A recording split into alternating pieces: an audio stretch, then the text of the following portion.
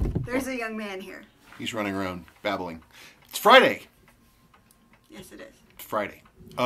Thank you, by the way, everybody, for all your well wishes about what she was doing and what I was doing, and everything's fine. We're both alive and appear to be mending, and I won't be working on the deck this weekend, but It's gonna snow. it's going to snow. But, you know, a couple more days recovery won't be bad. Anyway, but thank you all so much for your kind words. We really do appreciate it. Okay, so what's going on? I just wanna say I'm wearing my local hoodie for Odell's. Oh, your Odell's Brewery thing. Yes. That's very neat. So what do you want to start with? Oh, questions, I guess. Okay. Oh, hang on. I was looking at Instagram. Okay. From Chill Will 20. OMG, I need that bracelet for my Speedy. How did you modify it? I'd like to try. Which bracelet was that? Oh God, I should have read you the questions first so you were ready. Well, I need that bracelet for my Speedy. Oh. I know what you're talking about. You're talking about the Uncle Seiko bracelet for the Omega Speedmaster. Yes. Let's pause, and I'm gonna go get that, okay? Hi, it's just me. While he's off doing what he's doing, I just wanted to show everybody this. It's awful. That's the kind of chips we used to get, and sorry for that break. I just couldn't believe it. Okay. Okay, so I understand. I got the thing.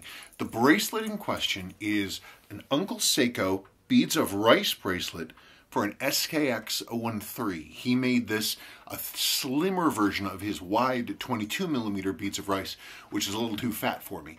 But this is nice because it has a little taper. But I got things conflated in my head. Larry and I had been talking about trying one of these on my Marine Master. But then we had also been talking about putting a bracelet on one of these, and then I got the things kind of mixed up. And so it didn't occur to me that I couldn't put this on this watch, so I just did it. But it wasn't hard. It really wasn't. All I basically did was take the underside of the link where it comes down and then reverses under. I took that section and I moved the whole thing like this, and I tightened up the tabs on the bottom. And that really was about it. And the great thing is it just works perfectly. The length is right. The top surface of the end link matches the downward twist slopes of the lugs perfectly. I like that more. I had to look it up because I didn't know what the original one looked like, and I much prefer that than it looks classier, simple. It's really comfortable. That Speedmaster bracelet is pretty heavy, and this one has a lot more flex and give to it, which is nice. But by the way, speaking of the Omega, well, no, wait, I'll get back into that later. Let's go on with the questions. From Alexander Venkov. Hi, Spencer and Sabrina. Thank you very much for your video. It's great. Can I ask you one question? I have a 6138-0012 from September 77 with high polished case. Is it original case or was it brushed or satin and polished at last? Was Seiko made UFO with a high polished case? No, they were never high polished. Seiko, that case specifically had radial brushing. It's brushed all the way around and a very sort of smooth, fine brushing. Not heavy and hatchy like sometimes like the side of the Bullhead case is pretty. Where is it? The side of the Bullhead case is pretty... Where the heck did I put it? I don't know. Oh. I had it with me the whole time. Like, the brushing on the side of the Bullhead case is pretty strong. It's pretty hatchy. But on the UFO, the Yachtman, it's finer. But yeah, it's circular. If it's high polished, that means somebody took a buffing wheel to it. From RC1776. Hi, Spencer and Sabrina. My daily for the last few months has been a 6309-7290 slim case on a Jubilee bracelet. I have tons of watches, but have found this model to be the most comfortable on the wrist. Previously, I was wearing my SKX007 on a similar Jubilee, similar case shape, but it has a whole different feel to it. Do you think watches are like a good wine and we subconsciously appreciate them more as they have aged? It's a very good question. The slim case 7290s are the same as the 7549, 7000, 7009, with 7000C, 7000A. They use the exact same case. And that was the first time Seiko came up with that slim case. And at that time period, in the mid and late 70s into the 80s, that was really the height of Seiko's golden age. I haven't compared the two cases side by side. I think that the lines of the 6309 are more, I don't know, they flow better.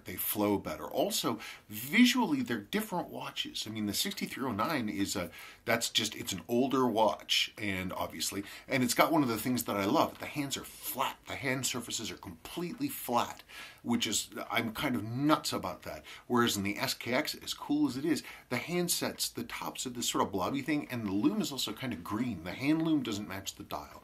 It's one of the few things about the SKX that drives me nuts.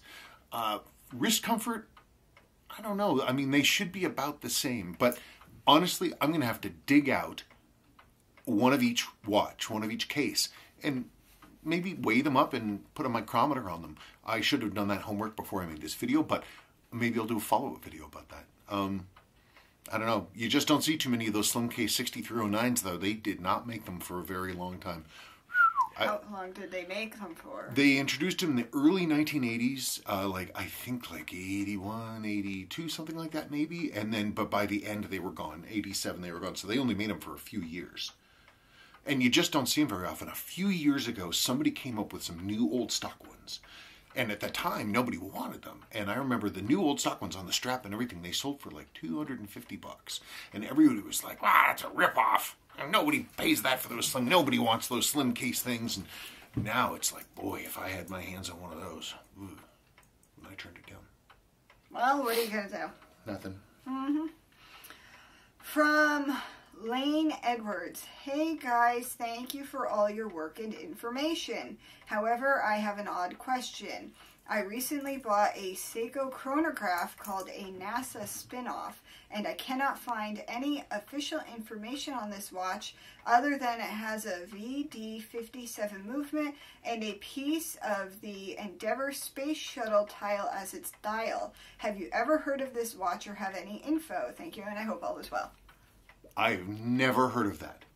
I've never, ever heard of that. I've never heard Seiko use different materials for their dials. I've never heard of them making NASA commemorative watches. I've never run across that. Can you take a picture? Take a picture and send it to us. And if you, especially like the case back, because the case back will tell us what it is. It should have basically the casing and movement number on it, which is really important.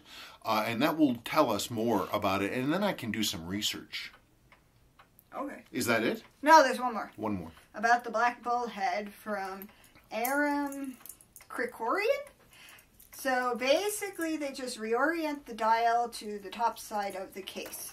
Interesting. Yeah, no, that's exactly what they did. All they did is they took a they took a standard 6138 movement, which would be like this standard one. Imagine the strap is like this, and they just turned the whole thing.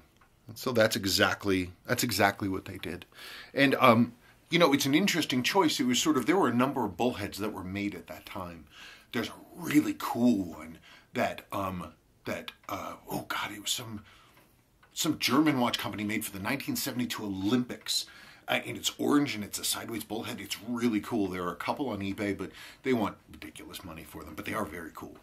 But from an ergonomic standpoint, actually, having a bullhead like this actually works a little nicely, because if you're doing the side buttons like this, you kind of have to twist your hand. With the bullhead, you're just like this, and it works really nicely. It's a nice setup. I think it works really well. Okay.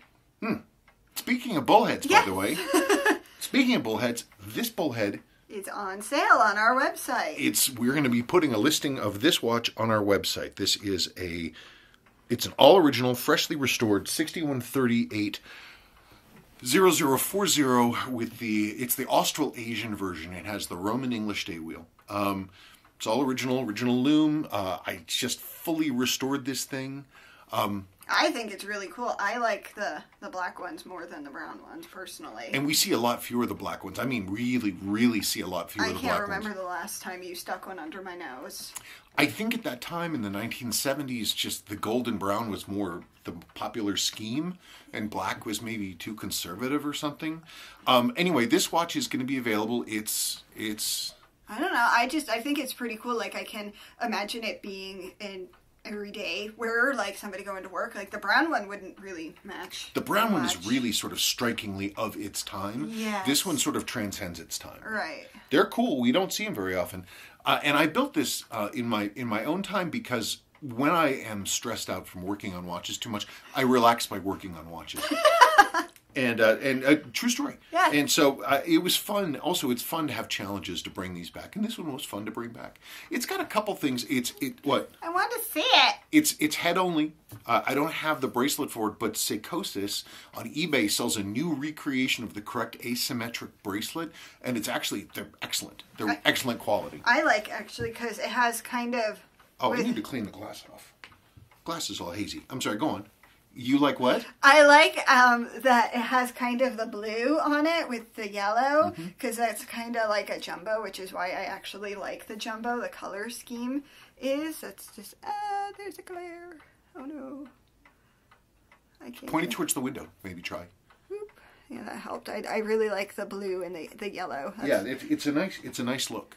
So it's got a couple things that are going on. One, you need to get a bracelet for it, but Seikosis has them. They're $30. And if you replace the clasp with a standard correct Seiko clasp, you basically can't tell the difference. The other thing is that I didn't actually have the correct smooth buttons for these. I had to use Yachtman style with the cylinder ring. That's kind of what they look like. They're sort of a racing thing. They're supposed to look like pistons with their rings on them. And so seriously, and so they have the piston ring racing buttons rather than the smooth buttons. But I just don't. I mean, there are aftermarkets, but they're different internally, and I don't like to use them. So these are stock, and they're good. And the only thing is different is they have a concave top, and they have little rings around the top. It's beautiful, though. The case is in great shape. The back is all nice and smooth. See, it's all nice flat planes, and you can... there you go. You can see all the case lines are original and sharp. It's got some wear, but it's fully serviced. I did it all. It's a beautiful piece. Super cool. Okay, the last thing for the day. Somebody asked about the Omega, and it reminded me today's the 16th. 16th of November. It is International Pogue Day. On this day in 1970, whatever the heck, 72, 73? Hello. I think it was 72. Might have been 73. Whatever. I should have done research. Pogue himself lifted off for Skylab with his 2 watches on his wrist. His Seiko, which he had stuffed into the leg of his spacesuit because he wasn't supposed to bring it, and his official NASA moonwatch. So these he wore, not these watches, but he wore these models, one on one wrist, one on the other. One set to his home time, one set to Houston. And these are the ones, and they went around the Earth for 80-something odd days. So today is International Pogue Day. Wow. That's random. I don't know, people are really trying to make it a thing. There's a hashtag on Instagram and everything. Oh, news to me. Anyway, speaking of news to me, what are you wearing? I went crazy today. Are you ready? Are you wearing a NASA watch? No, what do you think I'm wearing? I don't know, that 6105 rebuilt for you? You're wearing a Vietnam watch. You're not wearing a watch at all. Yes, I am. Here, see if you can guess. I got my eyes closed. Oh, you're wearing the Arnie. Yes. Wow, you're wearing the Arnie, the watch she will never let me sell. I love it.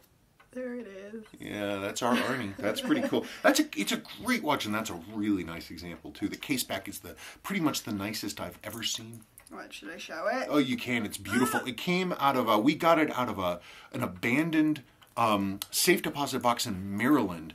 And the state comptroller of Maryland was emptying out these boxes and selling the contents. And in the box that I got was this watch plus a 6309 cushion case diver, and they were both in like perfect condition, crazy good condition. It's a really cool watch. Yes, it's kind of big for me, but I wanted to. You know, if we put it on another strap, it'd probably feel a little bit better. If we put it on a thinner, like a cloth strap, you might enjoy it more. Maybe. I just wanted to be crazy. Crazy. Anyway, as you can tell, we're feeling better and everything's okay. So it's been another week, and I thank you so much for everything you've done and said. And again, thank you for your kind wishes.